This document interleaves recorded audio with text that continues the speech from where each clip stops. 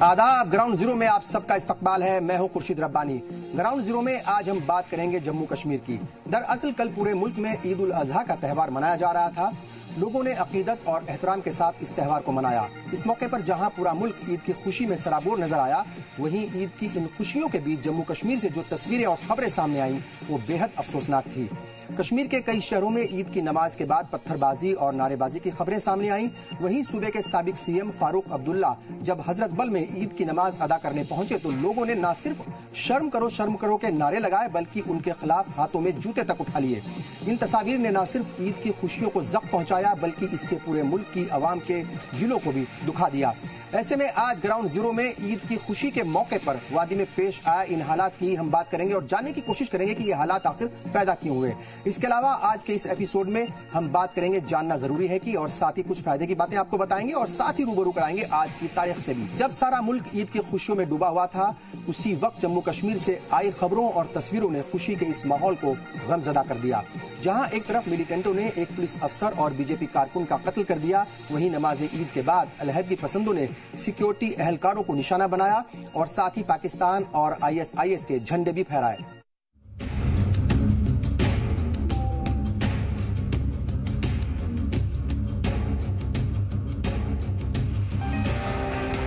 पुलवामा में बीजेपी कारकुन शब्बीर भट्ट और पुलिस एहलकार रियाज, कुलगाम में SPO फयाज अहमद और श्रीनगर में इंस्पेक्टर मोहम्मद अशरफ डार के घरों में मातम का ये माहौल किसी की भी रूह कपा देने के लिए काफी है, जिन्हें ऐन ईद उल अजहा के दिन कत्ल कर दिया गया। मिलिटेंटों ने ऐन ईद उल अजहा के दिन इन कायराना वारदातों को अंजाम दिया।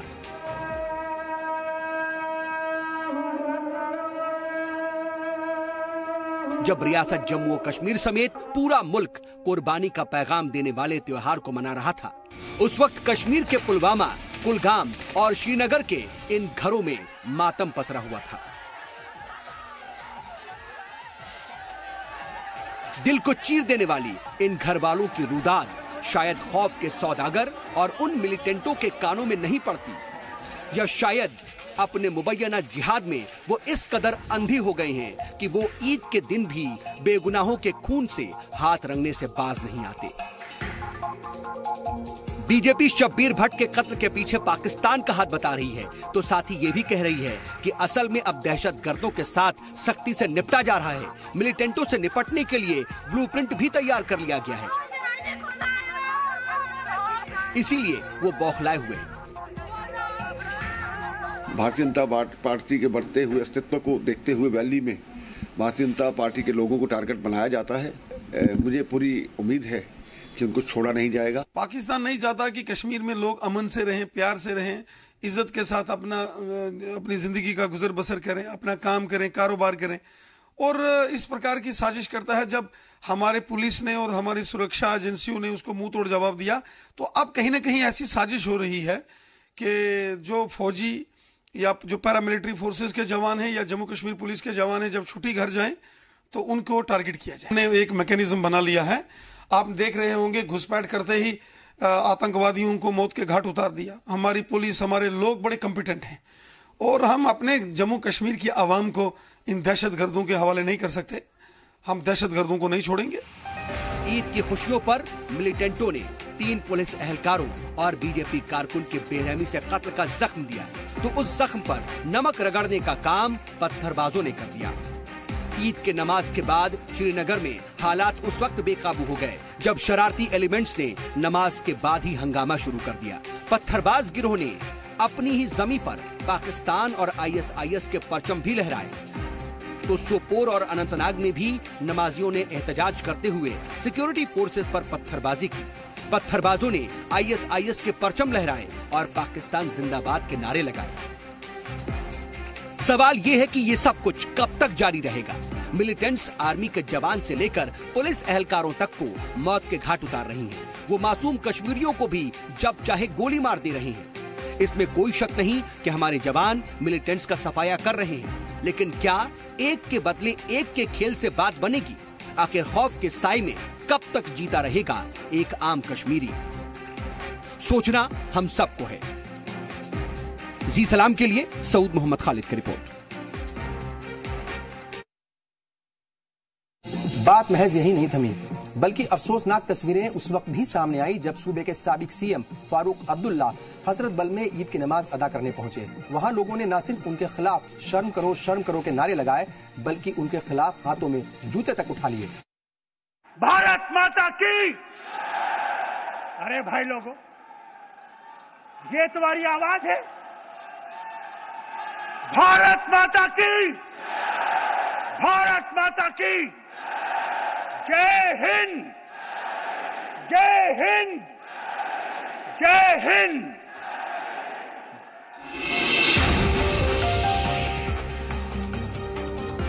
अगस्त को दिल्ली में साबिक पीएम अटल बिहारी वाजपेयी जी की श्रद्धांजलि सभा में फारूक अब्दुल्ला ने भारत माता की जय के नारे लगाए। भारत माता की, भारत माता की। लेकिन मुल्क मुखालिफ सोच रखने वालों को फारूक साहब की हुब्बुल वतनी का ये जज्बा पसंद नहीं आया। इसीलिए ऐसे लोगों ने 22 अगस्त को बकरीद के मौके पर श्रीनगर में फारूक के खिलाफ नारेबाजी की। अलहदगी पसंदों, दहशतगर्दों और पत्थरबाजों का साथ देने वाले मुट्ठी भर लोग मुल्क की मुखालिफत की आग को भड़काना चाहते हैं, और जब वो कुछ नहीं कर पा रहे तो ऐसी हरकतों पर उतर आए हैं। दरअसल फारूक बकरीद के मौके पर नमाज पढ़ने हजरत बल की दरगाह गए थे, लेकिन इसी दौरान वहां मौजूद कुछ लोग फारूक अब्दुल्ला वापस जाओ के नारे लगाने लगे। कुछ लोगों ने उनके साथ धक्का मुक्की भी की।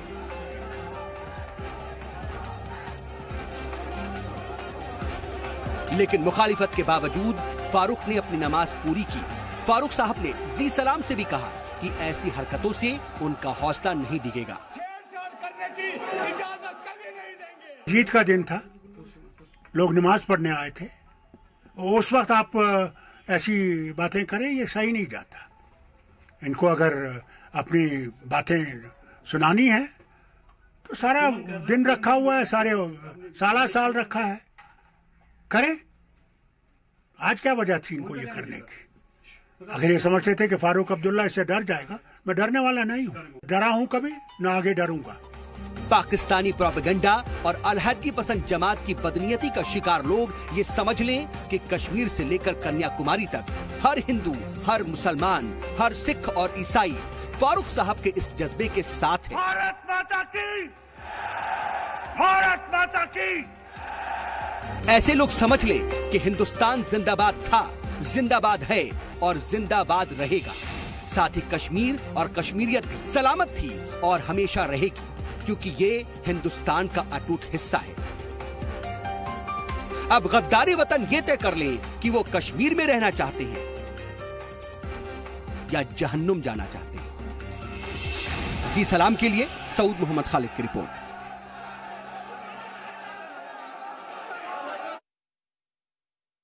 ग्राउंड जीरो में यहां रुकेंगे एक छोटे से ब्रेक के लिए, बहुत जल्द हाजिर होंगे। आप बने रहिए हमारे साथ।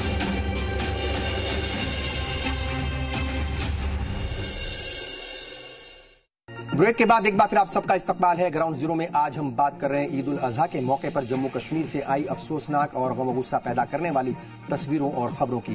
दरअसल हमें और हमारी मरकजी हुकूमतों को ये सोचना होगा कि आखिर जम्मू कश्मीर के लोगों के दिलों में इस कदर गुस्सा क्यों है। आखिर वो क्या वजह है कि कुछ अलहदगी पसंद अनासिर आम कश्मीरियों को आसानी से बहका देते हैं। क्या आज भी हमारी हुकूमतें आम कश्मीरियों का दिल नहीं जीत पाई? तालीम और रोजगार बेहद जरूरी है, जाहिर है उन्हें हमें फराहम कराना ही चाहिए, लेकिन इससे भी ज्यादा जरूरी है प्यार और खुलूस। हमें खुद से भी पूछना चाहिए कि आखिर क्या वजह है कि हम आज भी आम कश्मीरियों का दिल नहीं जीत पाए, उन्हें दिली और जहनी तौर पर अपने से नहीं जोड़ पाए। दरअसल पाकिस्तान का प्रोपेगेंडा और अलहदगी पसंदों के जरिए, जो अलहदगी पसंद है उनके जरिए आम कश्मीरियों को लगातार बहकाया जा रहा है, और जो हमारी तमाम कोशिशें हैं ये बहकाना उनके ऊपर पानी फेर देता है। इसीलिए वक्त आ गया है कि हमारी हुकूमतें कश्मीर और कश्मीरियों के लिए एक अलग हिकमत अमली तैयार करें, जिसमें और भी ज्यादा प्यार और खुलूस को जगह दी जाए। आम कश्मीरियों को भी ये समझने की जरूरत है कि हिंदुस्तान के साथ रहने में ही उनका फायदा है। साथ ही कश्मीर और कश्मीरी हिंदुस्तान के साथ रहकर जितनी तरक्की कर सकते हैं उतनी तरक्की किसी भी सूरत में नहीं की जा सकती। हम सबको ये बात याद रखने की जरूरत है कि प्यार, मोहब्बत और खुलूस में जितनी ताकत है वो नफरत या कशीदगी में कतई नहीं है। आज पाकिस्तानी प्रोपेगेंडा का शिकार और अलहदगी पसंदों को भी हम ये बात बता देना चाहते हैं कि वो चाहे जितना भी जहर घोलने की कोशिश कर लें, लेकिन हिंदुस्तान जिंदाबाद था, हिंदुस्तान जिंदाबाद है और हमेशा जिंदाबाद रहेगा। और इसी के साथ आगे बढ़ते हैं, बात करेंगे। जानना जरूरी है कि आधार नंबर जारी करने वाले शोबे unique identification authority of India 15 सितंबर से फेस ऑथेंटिफिकेशन का फीचर जो है वो शुरू करने जा रही है। इस निजाम को पहले नए सिम कार्ड रजिस्ट्रेशन के लिए शुरू किया जाएगा। इसके लिए सभी टेलीकॉम ऑपरेटर्स को UIDAI की तरफ से जो हुक्म जो है वो जारी कर दिया गया है। अगर कोई टेलीकॉम ऑपरेटर बिना फेस ऑथेंटिफिकेशन के सिम कार्ड रजिस्टर करता है तो उस पर जुर्माना भी लगाया जाएगा। आधार के फेस ऑथेंटिफिकेशन फीचर को पहले 1 जुलाई से शुरू किया जाना था, लेकिन बाद में इसे बढ़ाकर 1 अगस्त कर दिया गया। लेकिन अब इस निजाम को 15 सितंबर से शुरू किया जाएगा। इस नए निजाम के तहत नया सिम कार्ड रजिस्टर कराने के लिए फॉर्म में जो फोटो लगाया जाएगा और उसके बाद ऑथेंटिफिकेशन यानी फेस ऑथेंटिफिकेशन जो है उसके जरिए जो फोटो निकाला जाएगा उनको मैच कराया जाएगा और फोटो मैच होने के बाद ही सिम कार्ड रजिस्टर किया जाएगा।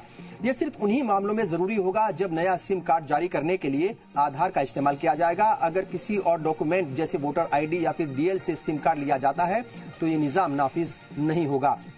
UIDAI ने एक बयान जारी कर बताया है कि नया सिम कार्ड जारी करने के लिए टेलीकॉम ऑपरेटर्स को हर महीने कम से कम 10% वेरिफिकेशन फेस ऑथेंटिफिकेशन के जरिए ही करने होंगे। अगर ऐसा नहीं होता तो फिर इससे कम या फिर इससे कम वेरिफिकेशन होते हैं तो जो टेलीकॉम ऑपरेटर हैं उनके ऊपर तस्दीक के लिए 20 पैसे जुर्माना लगाया जाएगा हर एक तस्दीक के लिए। और अब बात करेंगे आपके फायदे की। अगर सफर शुरू होने से पहले आपका ऑनलाइन बुक कराया गया टिकट कंफर्म नहीं हुआ तो भी आप वेटिंग में हैं या फिर आपका वेटिंग लिस्ट में नंबर है, तब भी आप अब सफर कर सकेंगे। इंडियन रेलवे, कैटरिंग और टूरिज्म कॉर्पोरेशन ने अब ऑनलाइन टिकट होल्डर्स के लिए जो कवानीन है उसमें थोड़ा सा बदलाव किया है, जिसके बाद वेटिंग लिस्ट मुसाफिर भी ट्रेन में सफर कर सकेंगे।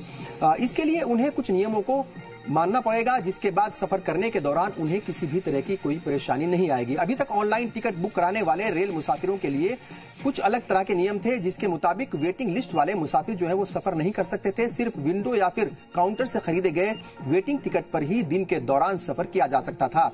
अभी तक ये नियम ऑनलाइन बुक किए गए टिकट पर लागू नहीं होता था, लेकिन अब IRCTC ने कि जो वेटिंग जो टिकट हैं उनके मुसाफिरों को भी ये सहूलियत दी है। और अब ये कहा गया है कि जब चार्ट बन जाएगा उसके बाद भी अगर मुसाफिरों का नाम उस चार्ट में नहीं होगा तो वो अपना सफर जरूर कर पाएंगे। ऐसे में उन मुसाफिरों को सफर करने के लिए किसी तरह का कोई अलग से जुर्माना या फिर जो है हर्जाना नहीं देना होगा। जिनका टिकट वेटिंग लिस्ट में की फहरिस्त में होगा वो अब आसानी से जो है सफर कर पाएंगे। ये एक बड़ी खबर है रेलवे मुसाफिरों के लिए। और अब वक्त है आज की तारीख का 23 अगस्त 1944 को। आज ही के दिन हिंदुस्तानी फिल्मों की मशहूर अदाकारा सायरा बानो की पैदाइश हुई थी। सायरा बानो को हम हिंदुस्तानी फिल्म जो है ऑफर की गई थी, लेकिन उन्होंने 1961 में जंगली फिल्म से अपने करियर की या फिल्मी करियर की शुरुआत की थी और शम्मी कपूर के साथ काम किया था। उस वक्त सायरा बानो महज 17 साल की थी। सायरा बानो ने साल 1966 में महज 22 साल की उम्र में दिलीप कुमार से शादी की थी। दिलीप कुमार उस वक्त 44 साल के थे। पड़ोसन उनके करियर की सबसे बड़ी हिट फिल्म साबित हुई। वो इस फिल्म के साथ ही बॉलीवुड की जो टॉप अदाकारें थी उनकी कतार में शामिल हो गई थी। उनकी आखिरी फिल्म फैसला थी, जिसकी शूटिंग 1976 में पूरी हो गई थी, लेकिन यह फिल्म 1988 में रिलीज की गई थी। और इसी के साथ वक्त हो गया है आपसे विदा लेने का। अपना ख्याल रखें। आपसे एक बार फिर अपील है कि कुर्बानी से जुड़ी किसी भी तस्वीर को सोशल मीडिया पर शेयर ना करें। अपने आसपास साफ सफाई का ख्याल जरूर रखें। मुझे और पूरी टीम को दीजिए इजाजत। आदाब।